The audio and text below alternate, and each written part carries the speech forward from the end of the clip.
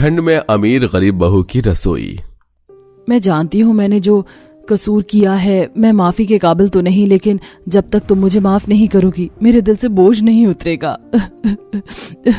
ऐसा कहते हुए पाकी गरीब रजनी के पैरों में गिर जाती है। आखिर इन दोनों के बीच में क्या ताल्लुक है और पाकी अपनी किस गलती के लिए शर्मिंदा है, तो चलिए देखते हैं। अरे वाह, कितने लाल लाल फ्रेश बढ़िया ताजा गाजर है। इसका हलवा एकदम मक्खन जैसा बनेगा। यही फर्क होता है एक दो कौड़ी के ठेले वाले से सब्जी खरीदने में और सफल से सब्जियां मंगवाने का। अब जल्दी से हलवे की तैयारी कर लेती हूँ। तभी एकदम से पाकी के हाई फाई किचन में धुआं भर जाता है और वह खांसने लग जाती है। हे भगवान, ये कौन सुबह सुबह धुआं मचा रहा है? कहीं गली में झाड़ू लगाने वाले ने तो आज फिर से कूड़ा कचरा नहीं जला दिया? आज तो इसकी खैर नहीं, अभी बताती हूँ। गुस्से में पैर पटकते हुए पाकी अपने गेट से बाहर आकर मेन रोड पर देखने लगती है। तभी उसका ध्यान सामने एक पुराने कच्चे घर में जाता है जिसमें गरीब बहू रजनी चूल्हा फूंक रही होती है। धुआं उसके आंगन से उठ रहा था, जिसे देख आग बबूला होकर पाकी झगड़ने पहुंच जाती है। तुम सुधरोगी नहीं ना? तुम्हें कितनी बार कहा है ना, ये चूल्हा मत जलाया करो। ईंट भट्टे की चिमनी की तरह धुआं निकलता है तुम्हारे आंगन से। मैं माफी चाहती हूँ पाकी बहन, वो कल रात लकड़ियां आंगन में छूट गई थी तो ओस से सील गई, इसलिए धुआं हो रहा है। अरे मगर तुम्हारे माफी मांगने से क्या होता है? क्या तुम लोगों के बस की इतनी भी नहीं कि एक एलपीजी का कनेक्शन ही करवा लो? अरे अभी हाल फिलहाल में ही मैंने लाखों रुपए लगाकर अपनी रसोई का रेनोवेशन करवाया है। इतनी महंगी टाइल लगवाई है, तुम्हारे रसोई के धुएं के चलते मेरी आलीशान रसोई खराब हो जाएगी। बेचारी सीधी साधी रजनी चुपचाप अमीर घमंडी बहू की बातें सुन रही थी। तभी मकान के अंदर से सावित्री बाहर निकलकर खिसियाए मिजाज में बोलती है। अरे ओ अमीरजादी, तुम जब देखो मेरी बहू से लड़ने के लिए आ जाती हो। अरे तुम्हारी रसोई काली हो रही है तो फिर खिड़कियां खुली क्यों रखी है? सारा दिन तो हमारे आंगन में ताक झांक करती रहती हो। बंद कर लो अपनी रसोई। इस खूसट बुढ़िया के तो मुंह लगना ही बेकार है। हाँ। पाकी मुंह ऐंठ कर अपने मकान में लौट जाती है। दोनों ही बहुएं आस पड़ोस में बसी हुई थी, लेकिन दोनों की जिंदगानी काफी अलग थी। कि रसोई में महज मिट्टी का चूल्हा था जिसमें रोजाना का थोड़ा सा राशन आ पाता और सब उसी में गुजारा करते, जबकि अमीर बहू पाकी की रसोई में हर सुख सुविधा सहूलियत मौजूद थी, जिससे उसे ठंड के कहर भरे मौसम में ठंडे पानी में बर्तन धोने की तकलीफ से नहीं गुजरना पड़ता। जबकि रजनी रोजाना सुबह सवेरे ठंड के मौसम में रोड पर से गोबर इकट्ठा करके लाती तो कभी ईंधन के लिए दूर दराज जंगलों से जाकर लकड़ी चुनकर लाती। तब जाकर उस बेचारी के घर में खाना बन पाता था एक शाम। शुक्र है सारी बर्तन धुल तो गए, लेकिन पानी इतना ठंडा है दोनों हाथ सुन्न पड़ गए ना कि काश मेरे पास भी सुख सुविधाओं वाली रसोई मौजूद होती तो मैं भी इस ठंड के मौसम में गीजर के गर्म पानी से बर्तन धोती बिना तकलीफ के। खैर मेरी किस्मत में नहीं कोई सुख। माँ जी, खाने में क्या बना दूं? तभी ननद किरण हाथों में बनिया की दुकान से थोड़ा आटा और दाल लेकर ठंड में कपकपाते हुए अंदर आती है। ये लो माँ, ले आई आटा दाल। अरे बेटिया, ये दाल तो बड़ी कम लग रही है। कितना दिया है बनिया ने? 100 ग्राम है बाबूजी। बनिया ने कहा है कि दाल का रेट बढ़ गया है तो इतना ही दिया। हे भगवान, दिन पर दिन महंगाई बढ़ती जा रही है, रोजगार का आता पता नहीं। ऐसे में गरीब क्या कमाएगा और क्या ही खाएगा? हम जैसे गरीब की रसोई में दाल रोटी के सिवा कभी कुछ खास नहीं पकता है। ले जा बहू, दाल और रोटी बना दे, अजीत भी आता होगा। जी माँ जी। रजनी राशन लेकर आंगन में आ जाती है, जहाँ सर्दी की सनसनाती हवाओं में बार बार चूल्हा बुझ जाता है, जबकि दूसरी तरफ अमीर बहू अपनी किचन में सारी सुख सुविधा, हीटर, गीजर लगे होने के बाद भी चिक चिक कर रही थी। एक तो इस ठंड के मौसम में डेली डेली खाना बनाकर मेरी कुल्फी जमती है। क्या मुसीबत है यार, ये लोग ठंड के मौसम में होटल से खाना क्यों नहीं मंगा सकते? इतने में सास रोमा किचन में आ जाती है। पाकी बहू, खाना बना दिया क्या? प्रतीक ऑफिस से आ गया है, उसको भूख लगी है। जी मम्मी जी, चावल रेडी और सब्जी भी लगभग बन गई है। अरे बहू, इतनी ठंड के मौसम में भी तूने चावल बनाया है, जबकि तू जानती है कि प्रतीक रोटी खाता है और मैं भी रोटी खाती हूँ। मैं शुगर की पेशेंट हूँ। वो मम्मी जी, इतनी ठंड में कौन आटा लगाएगा और रोटियां बनाएगा? इससे बढ़िया 2 सीटी लगाकर चावल उबाल दूं। खा लीजिए आप लोग। दिन पर दिन कितनी ज्यादा आलसी होती जा रही है तू बहू। अरे कभी अपने पड़ोस के घर में भी झांक कर देखा है तूने? धर्मदास भाई साहब की बहू कितनी गरीबी में भी रोटी बनाकर खिलाती है। ऐसी बहू हमारे घर में आनी चाहिए थी। तू नहीं, तुझ में एक कुशल गृहिणी का कोई गुण नहीं है। रजनी की बड़ाई सुनकर पाखी गुस्से में अपना खून जलाने लगती है। रजनी रजनी रजनी, जब देखो मेरी सासू माँ की जुबान पर बस इस गरीब बहू का ही नाम सवार रहता है। इसका कुछ इलाज करना होगा। पाखी जलन की आड़ में रजनी के मकानदार को पैसे खिलाकर उनसे घर खाली करवा देती है। मकान मालिक जी, आखिर ऐसी भी क्या बात हो गई? मैं तो आपका किराया भी टाइम से देता हूँ, फिर आप मुझे और मेरे परिवार वालों को इतनी भयंकर ठंड के मौसम में निकाल क्यों रहे हैं? क्योंकि मुझे तुम जैसे गरीब किराएदार नहीं चाहिए। अरे मेरा अच्छा खासा सुंदर सा घर चूल्हे के धुएं से काला काला कर दिया है, फिर से पुताई करवानी पड़ेगी मुझको। अब चलो दफा हो जाओ यहाँ से। रजनी और उसके गरीब ससुराल वालों को बेघर होता देखकर पाखी खुशियां मनाते हुए कहती है, पैसा बोलता है बाबू भैया। अब देखो हर जगह पाखी ही पाखी छाएगी। मेरे रास्ते का कांटा तो साफ हो गया। इसकी तारीफ सुन सुनकर मेरे कान पक चुके थे। कोई चारा ना दिखाई देने पर रजनी और उसके गरीब ससुराल वाले फुटपाथ को ही अपना ठिकाना बना लेते हैं और रजनी वहीं रोड पर अपना चूल्हा डालकर खाना बनाती है, जहां खुले आसमान की बर्फ में उसे काफी कठिनाई होती है। माँ रोटी बन गई तो जल्दी से दे दो ना, बहुत जोर की भूख लगी है। ओ गुड्डी दीदी, पहले मैं रोटी खाऊंगा, माँ मुझको देना। चुप करो तुम दोनों। एक तो इतनी तेज हवा बह रही है कि आंच भी नहीं पकड़ रही। जाने कैसी किस्मत है मेरी। कहां से कहां आ गई हूँ मैं। उधर थोड़े ही दिनों में पाखी के सच का खुलासा हो जाता है। उसकी सास और पति उसे बहुत कोसते हैं। मुझे ये तो पता था कि तुम आलसी घमंडी हो, लेकिन अपनी जलन की आड़ में तुम किसी गरीब को इस भयंकर ठंड के मौसम में उसके सिर से छत भी छीन सकती हो, ये मैंने कभी नहीं सोचा था। पाखी, तुम औरत के नाम पर कलंक हो, कलंक। ये सुनकर पाखी बिलख बिलख कर रोने लगती है। नहीं प्रतीक, प्लीज ऐसा मत बोलो। माँ जी, आप तो मेरी बात सुनिए। तुमने जो किया है बहू, वो माफी के काबिल नहीं। ना जाने बेचारे गरीब लोग इतनी ठंड के मौसम में कहाँ भटक रहे होंगे।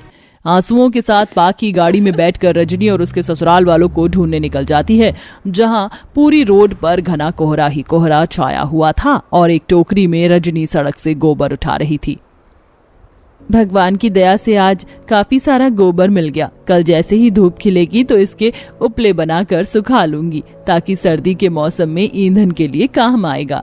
जैसे ही रजनी जाने लगती है तभी उसकी गाड़ी से टक्कर हो जाती है और एक बार फिर दोनों अमीर गरीब बहू का आमना सामना होता है। माँ, मेरा पैर। मुझे माफ कर दीजिए, मैं जरा जल्दी में थी, मैंने आपको देखा नहीं था। रजनी, तुम यहाँ पर? मैं तुम्हें ही ढूंढ रही थी। जाने अनजाने में मैं तुम्हारी बहुत बड़ी गुनहगार हूँ। मुझे माफ कर दो। किस बात की माफी मांग रही हैं आप? ऐसा क्या किया है आपने? पाखी अपने मुंह से सारी सच्चाई रजनी को बताती है। क्या रजनी पाखी को माफ कर पाएगी?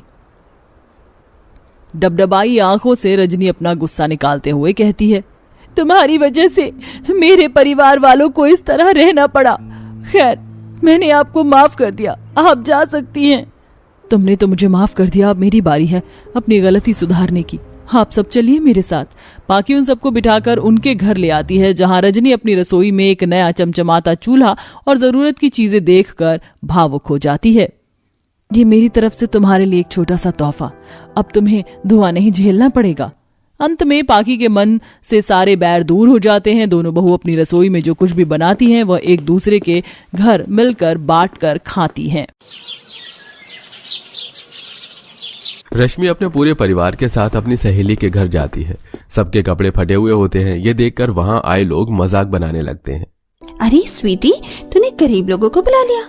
साफ सफाई वाले हैं क्या? वैसे साफ सफाई के लिए बच्चों को भी लाए हैं। इनकी तो बड़ी फटीचर हालत है। बहू, ये सब क्या हो रहा है? हमें तो यहाँ चिकन डिनर के लिए बुलाया गया था ना? बुलाया तो था चिकन डिनर के लिए, लेकिन मुझे लगा किसी के घर आने की तमीज तो तुम लोगों में होगी ही।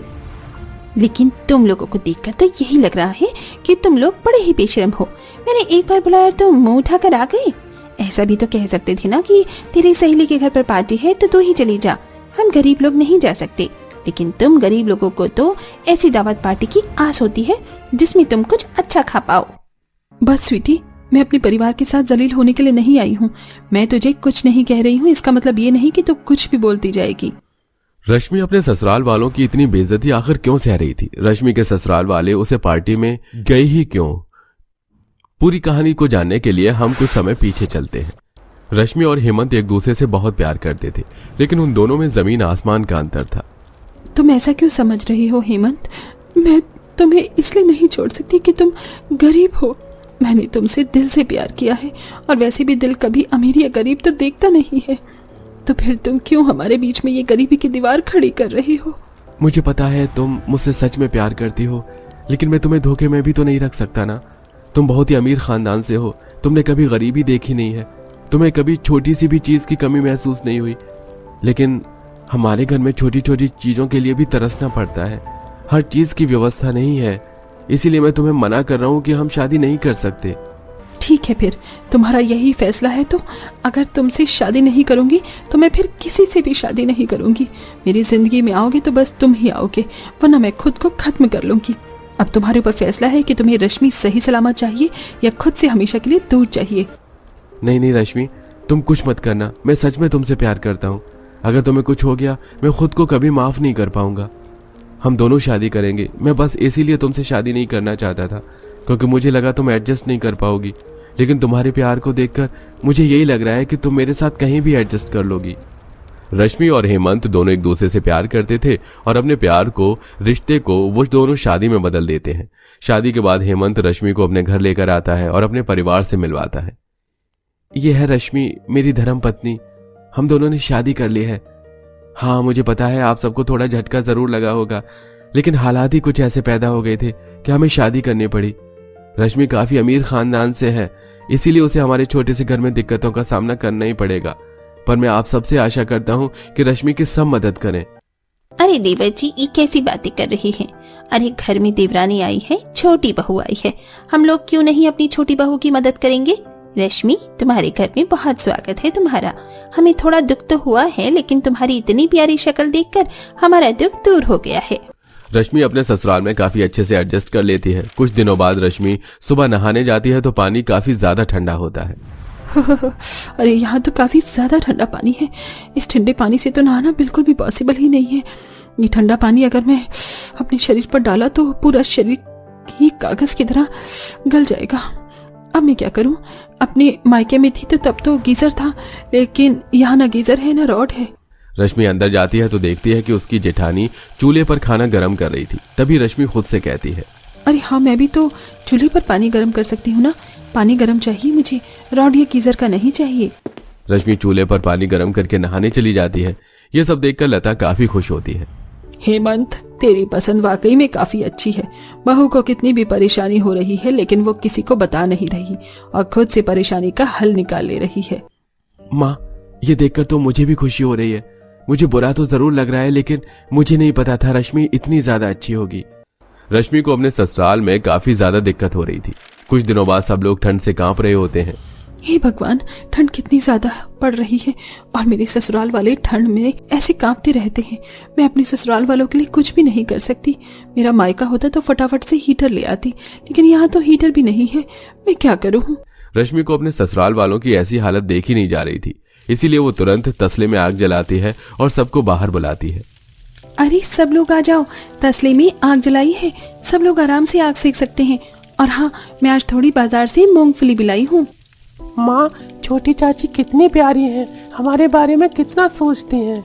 हाँ, ये तो तुमने बिल्कुल सही कहा। ऐसे ही कई दिन निकल जाते हैं। कुछ दिनों बाद रश्मि को फोन आता है। हेलो, हाँ स्वीटी, तू तो भूल ही गई, शादी क्या हुई? मेरा तो नंबर ही डिलीट कर दिया होगा तूने। वैसे मन तो मेरा बहुत था, तूने गरीब घर में शादी करी है तो मैं तुझसे बात नहीं करना चाहती थी, लेकिन हमारी दोस्ती इतनी गहरी है तो मुझे तेरी याद आ गई। चल अच्छा है, याद आ गई। वैसे कोई खास बात है इसीलिए मुझे फोन किया है ना? हाँ, खास बात है। एक्चुअली मेरे घर पर पार्टी है, इसलिए मैंने तुझे फोन किया है। चिकन डिनर होगा वहाँ पर, ठीक है? तू भी अपनी गरीब फैमिली के साथ आ जाना। मन तो नहीं है पर मना भी नहीं कर सकती। क्या चिकन डिनर? चल ठीक है, तू प्यार से बुला रही है तो मैं जरूर आऊंगी। रश्मि और उसकी सहेली की बात पूरे घर वाले सुन लेते हैं। माँ, हमें चाची की सहेली के घर जाना है चिकन डिनर करने के लिए। हुर्रे, मैं पहली बार चिकन खाऊंगा। मैंने अपनी जिंदगी में कभी चिकन नहीं खाया। अरे ये तो बिल्कुल सही कह रहा है, मैंने भी कभी चिकन डिनर नहीं किया है।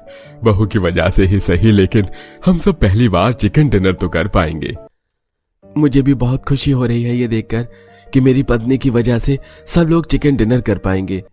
अपने परिवार को इतना खुश देखकर रश्मि दूर से खड़ी मुस्कुरा रही होती है। भगवान, मेरे परिवार की खुशी को कभी किसी की नजर मत लगाना। मेरा परिवार हमेशा ऐसे ही हंसता मुस्कुराता रहे। कुछ दिनों बाद रश्मि अपने पूरे परिवार के साथ अपनी सहेली के घर जाती है। सबके कपड़े फटे हुए होते ये देखकर वहां आए लोग मजाक बनाने लगते हैं। मैंने तो तुझे पहले ही मना किया था कि ऐसे गरीब परिवार में शादी करेगी तो जिंदगी भर रोती रहेगी। बस, मुझे अपने परिवार की और बेइज्जती बिल्कुल बर्दाश्त नहीं। चलो आप सब लोग यहाँ से। ये लोग बात करने लायक भी नहीं है। मुझे नहीं पता था कि मेरी सहेली इतनी गिरी हुई बातें भी कर सकती है। रश्मि को अपने परिवार की बेइज्जती से काफी ज्यादा ठेस पहुंचती है और वो गुस्से में घर आ जाती है। वो क्या सोचती है, मैं अपने परिवार वालों को चिकन डिनर नहीं करा सकती? मेरे परिवार वालों को मैं आज चिकन डिनर करवाऊंगी। रश्मि तुरंत बाजार जाती है और वहां से चिकन लाती है। चिकन लाने के बाद वो घर में चिकन बनाती है और सबको बुलाती है। अरे आ जाओ, चिकन डिनर करना है कि नहीं?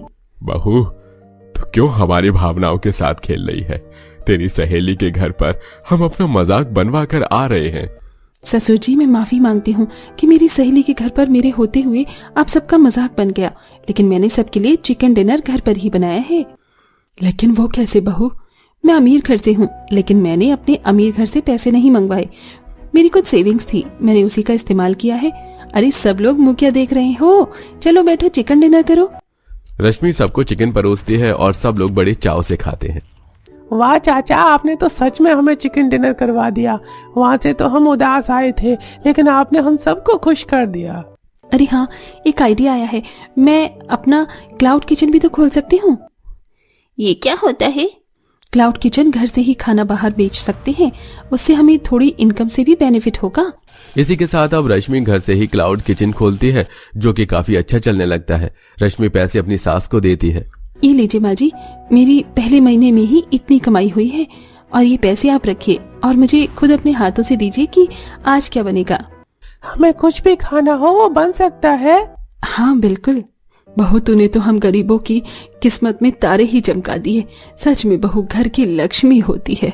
रश्मि उस दिन भी सबके लिए चिकन डिनर बनाती है और सब लोग बड़े चाव से चिकन डिनर करते हैं।